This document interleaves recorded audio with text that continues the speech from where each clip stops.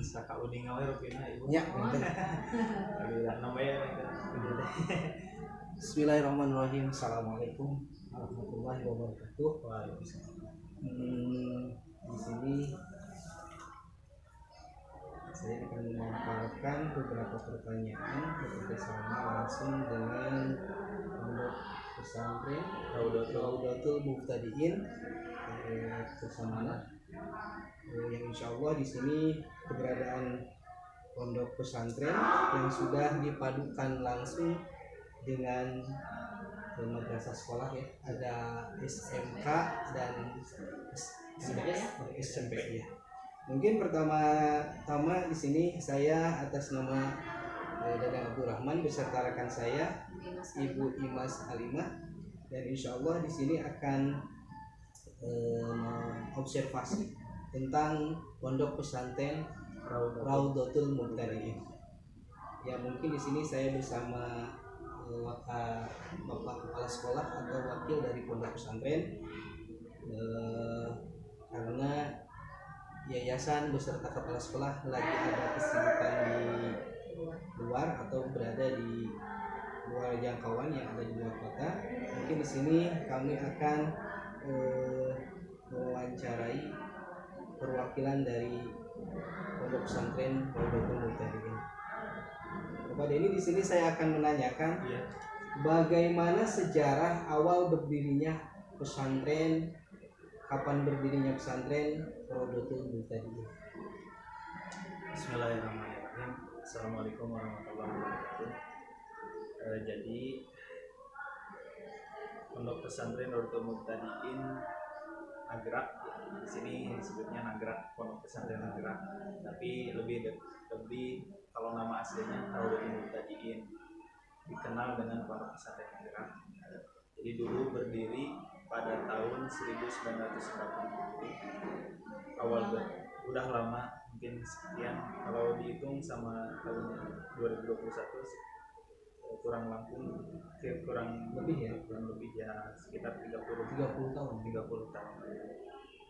Yang mana awal pendiri Pangarsa Kiai Haji Ujang Jamaluddin Malik almarhum, beliau mendirikan satu lembaga non formal di daerah Kersamangan ini dengan bertujuan untuk mengembangkan sistem pendidikan dari lingkungan dari Kersamangan sendiri. Mungkin terima kasih untuk jawabannya. Mungkin lanjut ya Paknya. Iya.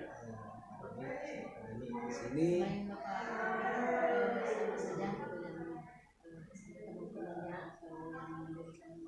itu dibantu mungkin keluarga dari Pangarsa Akang, mungkin Pangarsa Akang sendiri yang mendorong berdirinya sampai sekarang menjadi berdiri juga sekolah SMP maupun SMA.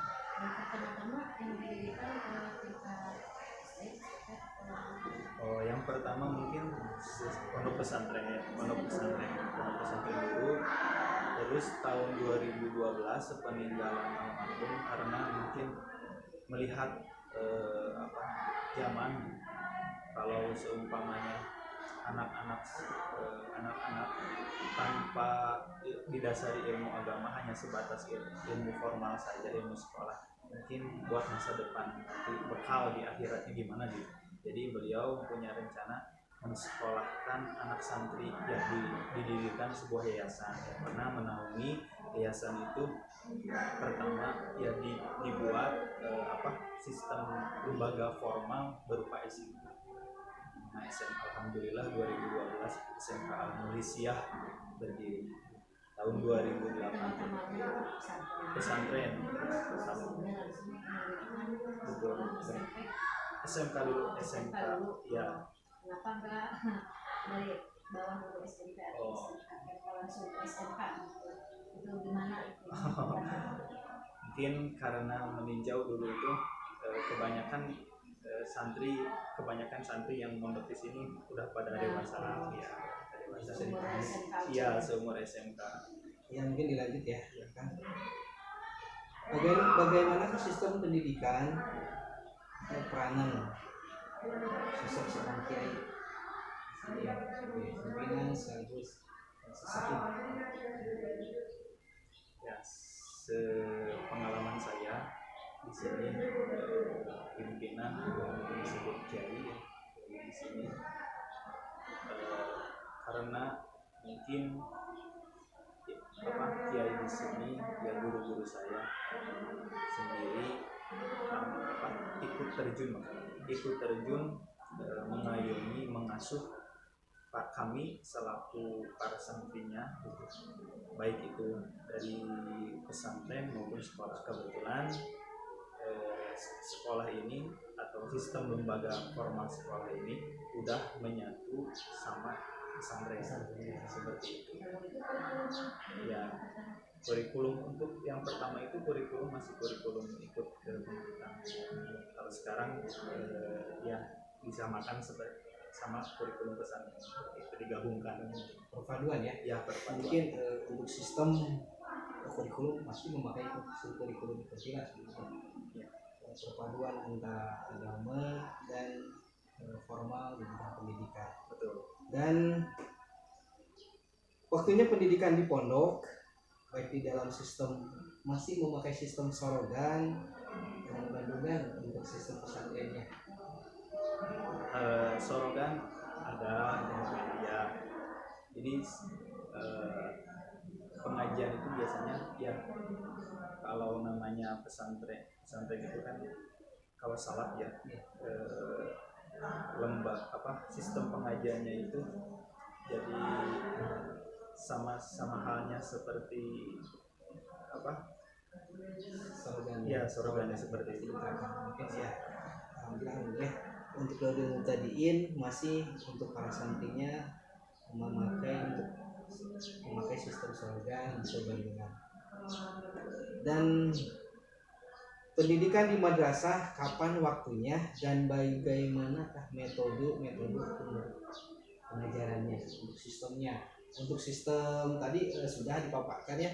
Untuk sistem pesantren ada sistem sorogan atau Bandungan dan lain sebagainya. Yang untuk sekolahnya mungkin sistem formal seperti sekolah biasa.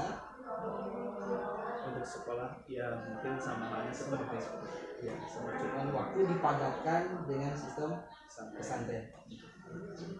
Sistem pengajaran dan sistem pondok pesantren di sini dipadu-padankan, dan alhamdulillah yang sudah saya dengar ya, pondok pesantren Raudul Muhtadiin adalah salah satu pondok pesantren yang menjadi istilahnya mencetak para kiai-kiai ya, karena di sini adalah pesantren salaf dulunya. Untuk mungkin bertambahnya dengan waktu, sistem dan kebutuhan santri, akhirnya Raudul Muhtadiin mengembangkan menjadi ditambah dengan pendidikan formal ya.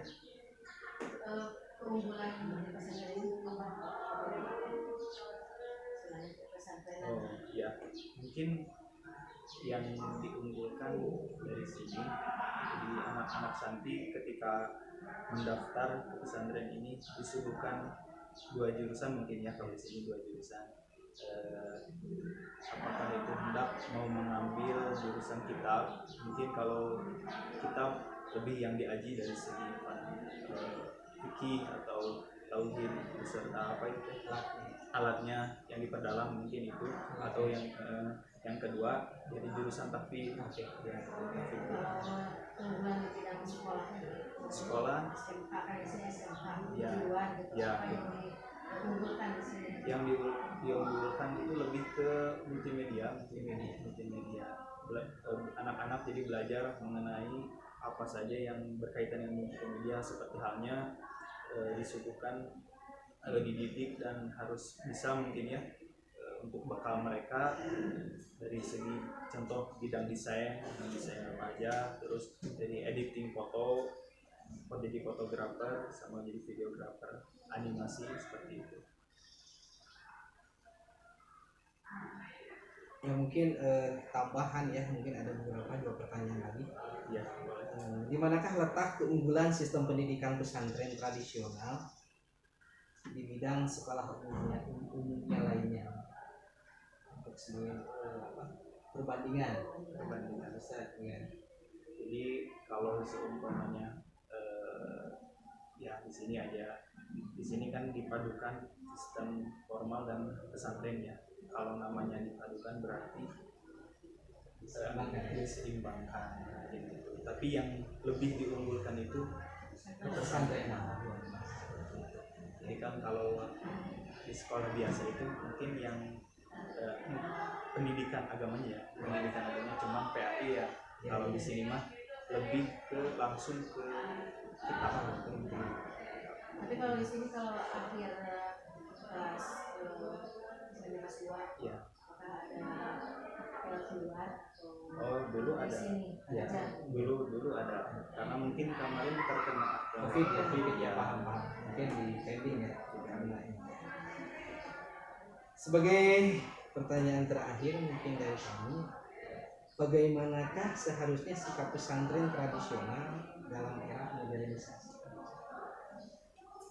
Sikap pesantren tradisional dalam era modernisasi. Sikapnya jadi menurut saya pribadi saya jadi lebih mengikuti zaman ya, mengikuti zaman. Jadi anak-anak itu jangan kalau Sunda itu yang ketinggalan zaman gitu, jangan ketinggalan zaman karena tidak lepas begitu. iya pas. Makanya yayasan ini mendirikan SMK itu karena anak-anak supaya tahu cara mengaplikasikan komputer itu gimana, seperti itu, buat bekal mereka juga kan, seperti itu. Jurusannya cuma itu aja. Ya multimedia, lebih diunggulkan multimedia. Nggak ada jurusan komunikasi. Oh belum ada. Nah, seperti itu. Mudah-mudahan. Amin. Sukses luar biasa, terima Doanya kasih. Bapak. Nah, jadi alhamdulillah sebagai bincang-bincang pagi, sebagai salah satu tugas kami untuk observasi, alhamdulillah kami berada di Pondok Pesantren Raudatul Muqtadiin bersama Garut yang dulu luar biasa. Ini pesantren Nagrak di masa guys, luar biasa, pemirsa ya, luar biasa. Dan alhamdulillah sejak tahun atau perkembangan zaman, Pondok Pesantren Raudatul Muqtadiin mendirikan sistem sekolah formal yang di bawah naungan yaitu ada SMK dan SMP. Mungkin sekian, kami ucapkan terima kasih. Sama-sama. Hirul kalam, wassalamualaikum warahmatullahi wabarakatuh. Sebentar Pak Karim. Bimas Parim habis.